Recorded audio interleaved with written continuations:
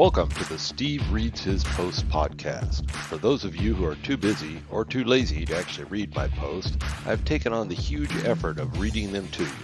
Enjoy. Are you straddling outbound in real-time marketing?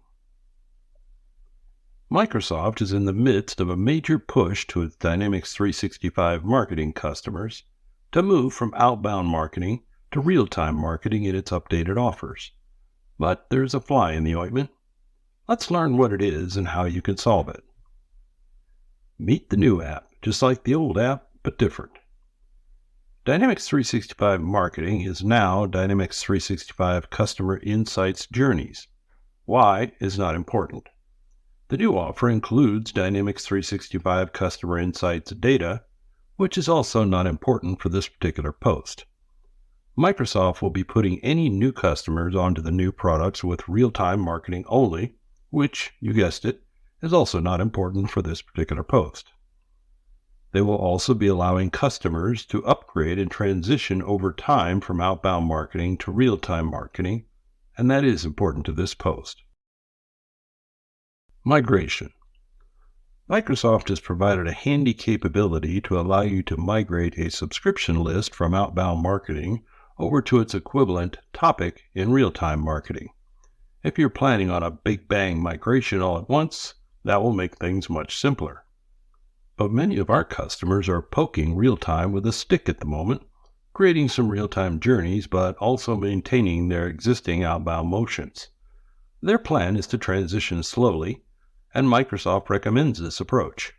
But, and here comes that fly, you can't migrate your topics back to subscription lists.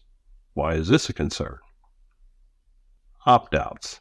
Nobody wants to continue receiving an email about something after they've opted out of a subscription list focused on that something.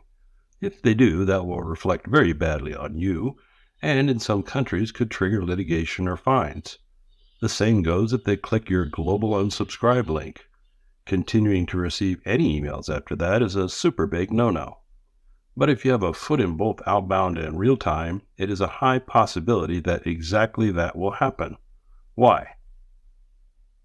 What happens? For outbound, when a recipient clicks to opt out of a particular subscription list, they are tacitly electing to remain on any other subscription list they are subscribed to. By design, they should no longer receive any email from that particular subscription list. However, they did not get opted out of the new topic in real time that the subscription list was migrated to. This could cause issues if the topic continues to send similar emails that the recipient felt they had opted out of. Is that all? No. An even bigger issue is the global opt-out. Let's say a customer decides to opt out of your outbound campaigns entirely. A global opt-out is at the tenant level and will indeed opt them out of all outbound marketing campaigns. However, it does not opt them out of any real-time journeys. The customer will continue to receive real-time emails and not be happy at all. This also occurs in the opposite scenario. A global opt-out in real-time does not globally opt the recipient out of outbound. Okay, is that all? Nope. If you market multiple brands, you probably already discovered in outbound that when a user opts out globally, they're opted out of everything across all brands. So many have utilized hacks, creating new segments for each brand's opt-out and displaying those as the global opt-out links, and then some automation runs to only opt them out of that brand subscription list when they're added to that fake global opt-out segment. For sure, it is a lot of effort. Now layer in the global opt-out issues between outbound and real-time, and you can see how having a foot in both camps compounds the issues substantially. What needs to happen? Well, first, Microsoft needs to understand that there are organizations out there that have multiple brands and accommodate that. A global opt-out really needs to be at the brand level and not at the tenant level. This would eliminate the need for the hacky workarounds.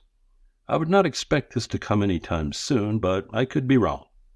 This would solve a challenge for multi-brand customers in the long term. For single-brand customers, which is the vast majority, the issue is with the global opt-outs for real-time not being synchronized with the global opt-outs for outbound. Granted, this is a temporary problem that only affects those who are straddling for the time being, but that's a lot of customers. But as a temporary problem, I don't expect Microsoft to invest much effort in solving it. But again, I could be wrong. We recently had to solve this very issue for a straddling customer. The solution. Our original thought was to hack something together quickly to patch this gaping hole, a concern that was keeping them from even considering touching real time. But, knowing they were not in a unique position and that many, if not most existing customers were in the same boat, we took a different route. I'm calling it our temporary IP program.